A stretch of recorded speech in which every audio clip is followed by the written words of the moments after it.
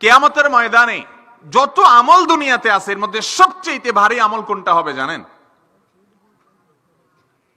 কোনটা? ওয়াজ শোনা। এই যে ওয়াজ শুনছেন, এটা একটা আমল না? ওয়াজ শুনলে আমল নামায় সওয়াব লেখা হবে না ইনশাআল্লাহ? এটা কিয়ামতের ময়দানে আমল নামায় সবচেয়ে ভারী হবে না। কোরআন তেলাওয়াত করলে আমল নামায় সবচেয়ে ভারী হবে সেটা না। কিয়ামতের দিন আমল গণা হবে না মাপা হবে? কথা বলেন। কিয়ামতের দিন মানুষের আমল গণা হবে না মাপা হবে? মাপা হবে। তাহলে মাপা হলে যে আমলের ওজন সবচেয়ে বেশি হবে সে আমলের মূল্য সবচাইতে বেশি। কোনটা সেটা? সুনানে তিরমিজিতে বর্ণিত হয়েছে, রাসূল করিম সাল্লাল্লাহু আলাইহি ওয়াসাল্লাম ইরশাদ করেছেন, মা মিন শাইইন ইউদাউ ফিল মিজানি আসকালু মিন হুসনিল খুলুক। মা মিন শাইইন ইউদাউ ফিল মিজানি ইয়াউমাল কিয়ামাতি আসকালু মিন হুসনিল খুলুক। কিয়ামতের ময়দানে যত আমল এনে মিজানের পাল্লায় উঠানো হবে মানুষের, আমল তো দেখা যায় না, কিন্তু সেদিন হয়তো আল্লাহ তাআলা এটাকে একটা রূপ দিবেন দেখা যাওয়ার মতো।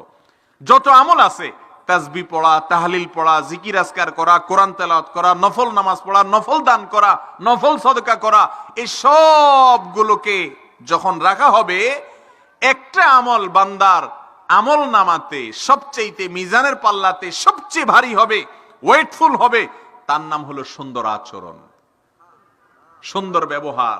যার আচরণ যত সুন্দর তার আমল নামা তত ভারী হবে, তার মিজানের পাল্লা, নেক আমলের পাল্লা তত ভারী হবে।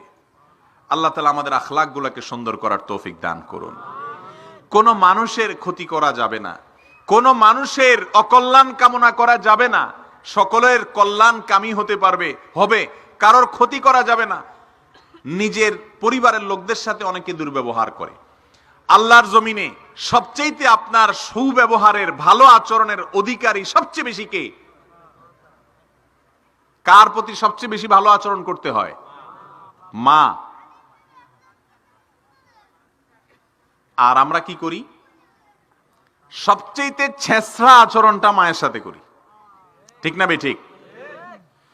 মায়ের সাথে যেরকম ছেঁচড়া আচরণ করা হয়, এরকম ছেঁচড়া আচরণ দুনিয়াতে আর কারোর সাথে করা হয় না। একেবারে আপাদমস্তক ভালো মানুষটাও মায়ের সাথে যায় খেল করে, দুর্ব্যবহার করে।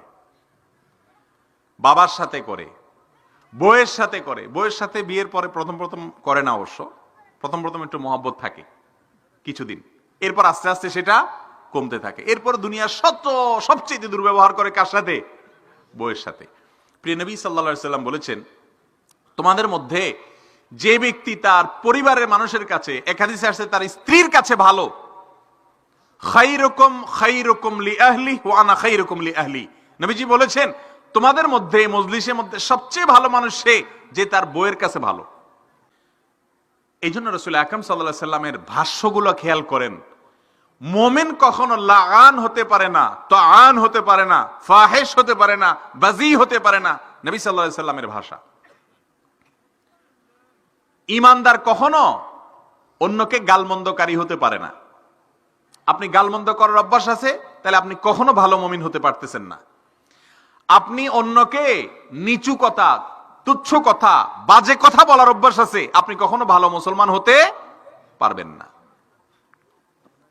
মুমিন সম্পর্কে নবী সাল্লাল্লাহু আলাইহি সাল্লাম আরো বলেছেন, মান গাশশানা ফালাইসা মিন্না। যে ব্যক্তি কাউকে ধোঁকা দেয়, প্রতারণা করে, সে আমার উম্মত হতে পারে না। প্রিয় ভাইরা আমার, মুসলমান পারস্পরিক ভাই। রাসূল করিম সাল্লাল্লাহু আলাইহি সাল্লাম এক হাদিসে বলেছেন, সমস্ত ঈমানদাররা, সমস্ত মুসলমানরা হলো একটি দেহের মতো। শরীরের একটা অংশে কোনো একটা জায়গায় ব্যথা হলে পুরো শরীর সেই ব্যথা অনুভব করে কি করে না? অতএব যে কোনো মুসলমানের ক্ষতি হলে সমস্ত মুসলমানরা কষ্ট পাবে, আর তার সুখে সবাই সুখী হবে। এ হলো মুসলমানের চরিত্র। প্রিয় ভাইরা আমার, এই জিনিসগুলো আজকাল অনেক কঠিন, হারিয়ে গেছে, আমাদের মধ্যে নাই।